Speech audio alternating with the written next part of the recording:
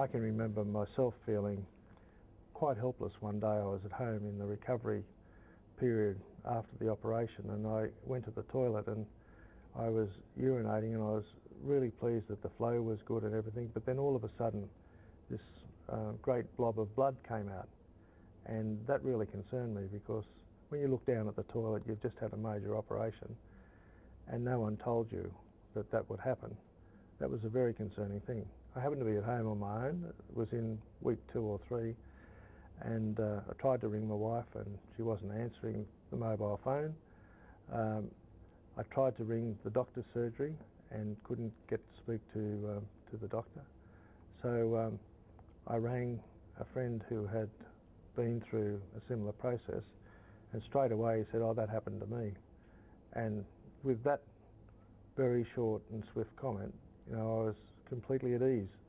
And that's a very good example of how support group people can help, and how others going through the same process, because medical specialists do a wonderful job in preparing you for what you're going through, but they can't cover everything.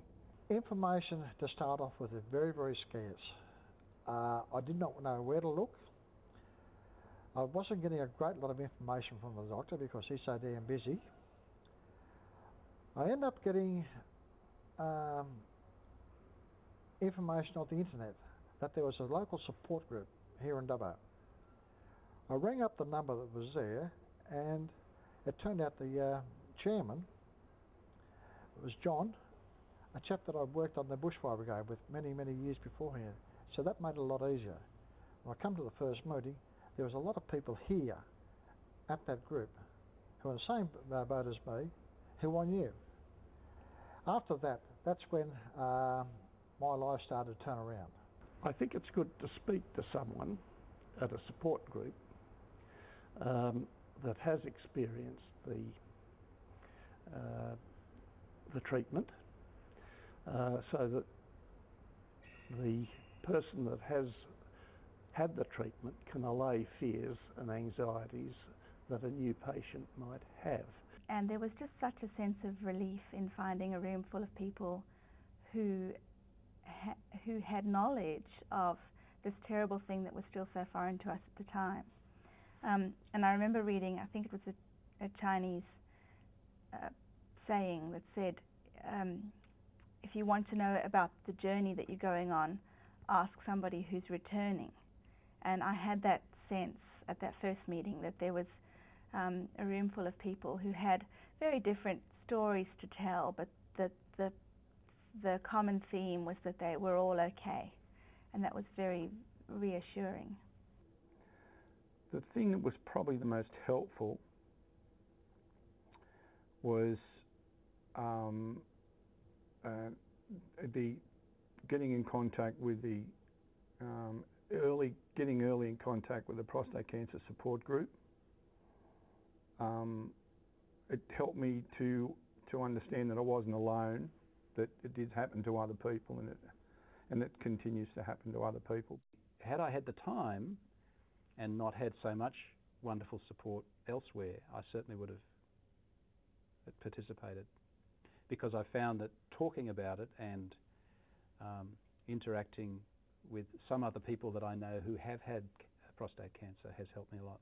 I tell as many people as I can about my experiences,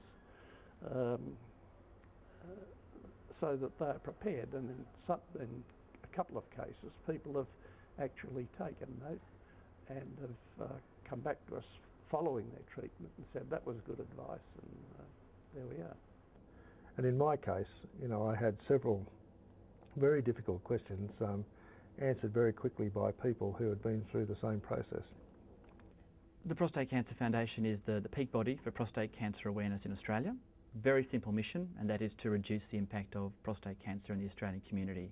And for about 10 years we've been doing it in 3 main ways. Firstly, through funding world-class research. Research, as we know, is expensive. Secondly, through just trying to raise general awareness about prostate cancer. And then thirdly, through a very clever network of support groups, and we've grown from having 4 or 5 support groups 10 years ago to coordinating over 80 across Australia today. Most of the support groups that we look after sort of started spontaneously. by a group of men and women who wanted to do something for prostate cancer, to support each other in some way. And that's why the model is different. So in New South Wales, a lot of the support groups are based around hospitals. In Victoria and Queensland, they're based around areas. All you need is a couple of really passionate people to get other passionate people involved, and that's where the support group model has come up.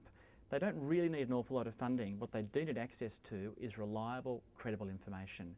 And as we've grown as an organisation, we've found it increasingly difficult to get the message out, particularly to rural and regional Australia, and also particularly to multicultural Australia. So our organisation tends to deal with a particular style of Australian, and they tend to be the ones living in major metropolitan areas around Australia. We really need to target rural and regional men, because a lot of those rural and regional areas aren't even seeing urologists on a regular basis. So metropolitan Sydney, Melbourne or Brisbane, you can go see a urologist on quite short notice in any major hospital. That's not a luxury you have out in rural Australia.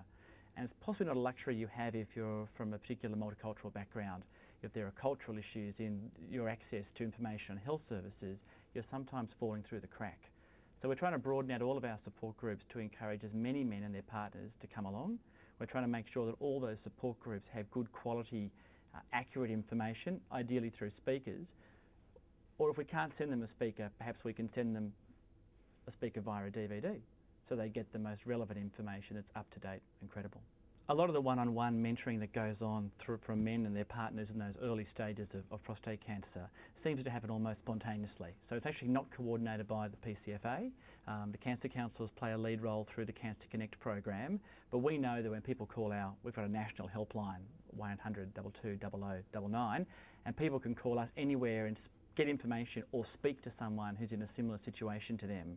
So we have a little database of people who have done various treatment options, because you may be a man in his early 60s who's considering brachytherapy, so you would like to speak to a similar man who's actually been through that process and might be a couple of years past that, and you want to speak to them about what the journey was like, and we can more or less put them in touch. And then you sort of get this relationship developing between the person who is assisting this person go through the journey.